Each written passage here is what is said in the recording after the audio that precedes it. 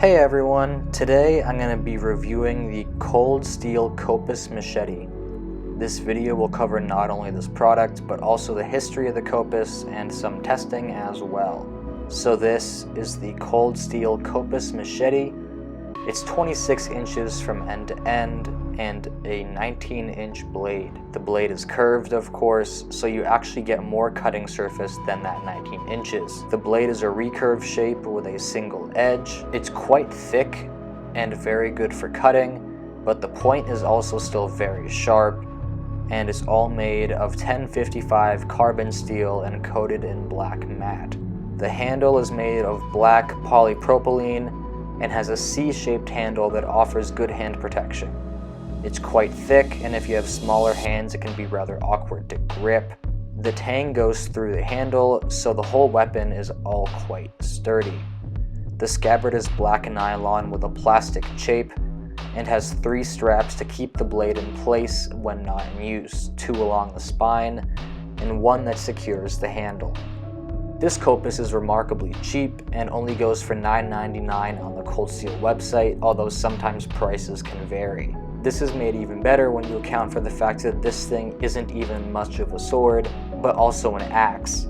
The thick profile of the blade makes this an extraordinary chopper. This seems even more impressive when you realize that the distal breadth of the blade is only 2 millimeters. If you're looking for a fun, cheap, cool way to cut wood, this is the ticket. It's not quite as good as an axe, but it looks pretty cool. When it comes to other things though, I have to rein my praise in a little bit. The handle for starters is very thick and isn't very easy to get a hold of, especially if you have smaller hands. The bevels on either side of the grip only add to the awkwardness, and the general look of the hilt with its unintuitive changes in thickness just make the thing look very chunky and strange. The blade looks much better, however, but like an axe it has some drawbacks. Primarily, it's heavy and unwieldy. If you want to cut something that doesn't fight back, then this is perfect, but this thing is not agile and trying to change direction with it is not so easy. Furthermore, the C-grip makes it impossible to try using 2 hands, and coupled with the awkwardness of the grip and one-sided shape of the blade, swinging this is a runaway train. This is offset a little, however, by the nice false edge at the bottom couple inches of the blade, which makes a marked difference in your ability to control this thing. This thing has been used a decent amount, and you can probably tell by the discoloration and resharpening of the edge. Honestly, this thing is just great fun to go into the woods with and cut branches and small trees. You can even have a bonfire afterwards from your newly found kindling to justify your screwing around if you want. In terms of durability, it seems to hold up well so far, but I have other cold steel weapons made from the same steel and in the same style that have actually rolled the metal edge on the front if it's used too much against harder targets. Still, if that happens, it's okay because it's only $10. Looking to history, the Kopis was a Mediterranean weapon used by various civilizations throughout antiquity. The Kopis is thought to have originated in Etruria, modern-day central Italy, in the 7th century BC. This didn't stay there long, however, as it spread across the Mediterranean world and was used most notably by the Greeks starting in the 5th century BC. The Greeks, of course, engaged heavily with the Etruscans during this time, and this heavy exchange in culture is probably what led to the Kopis becoming Greek. Early versions of this weapon were made from iron and were about 25 inches in the blade.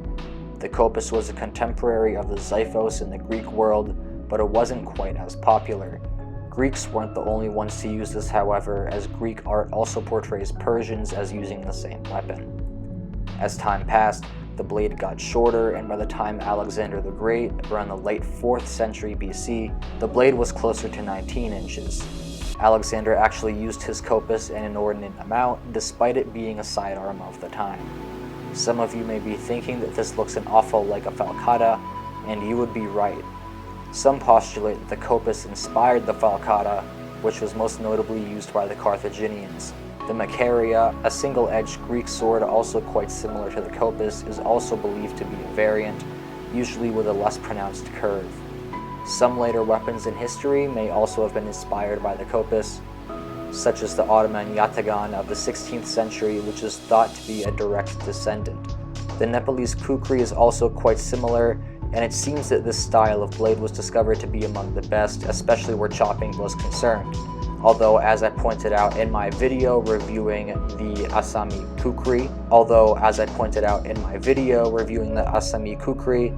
the Kukri actually has no genealogical relation to the Kopis and evolved independently.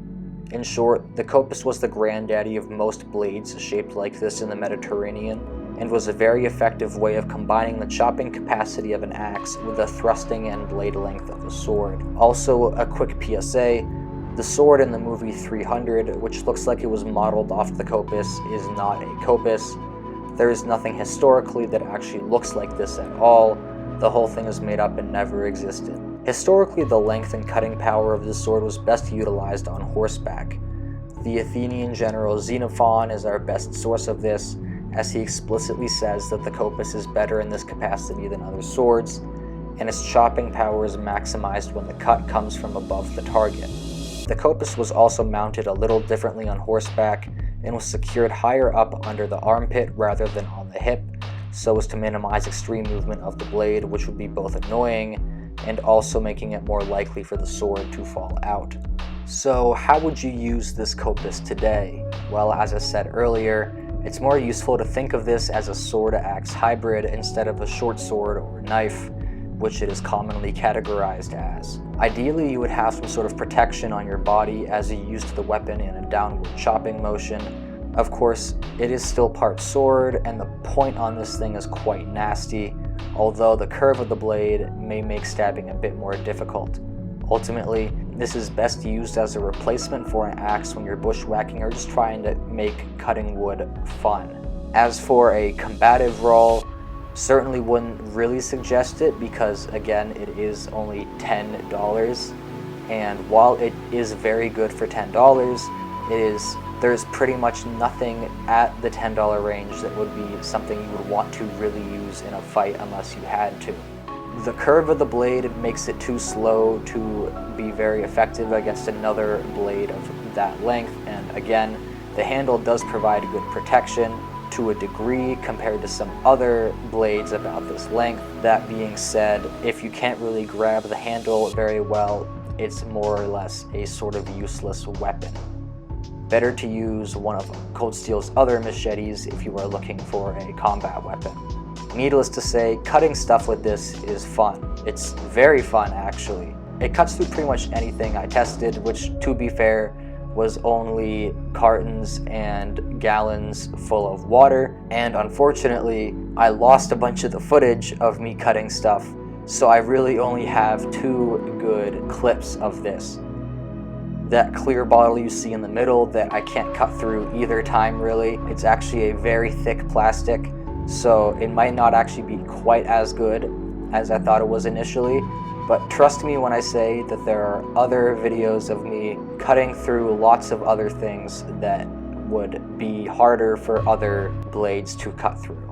Ultimately, if you want a cool way to bushwhack or to cut wood, this is the right blade for you. Hell, if you just like the idea of a sword axe, then this is right for you. The handle remains my biggest complaint about the thing, but if you have big hands, it shouldn't be as much of a problem, and I've heard from people who have used this more than me that it grows on you.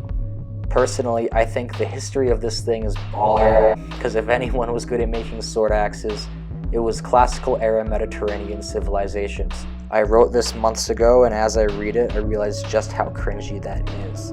It's an amazing thing if you just want a beater weapon to break shit with, and at such a low cost, it's hard to go wrong.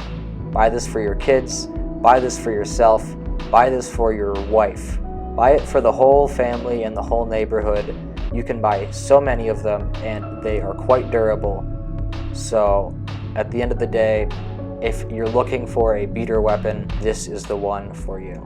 Anyways, that's it for this video, guys. Let me know if you enjoyed or if there are certain weapons that you do want me to review. Sorry about not really having a whole lot of testing footage for this one, and I will see you in the next video. Goodbye.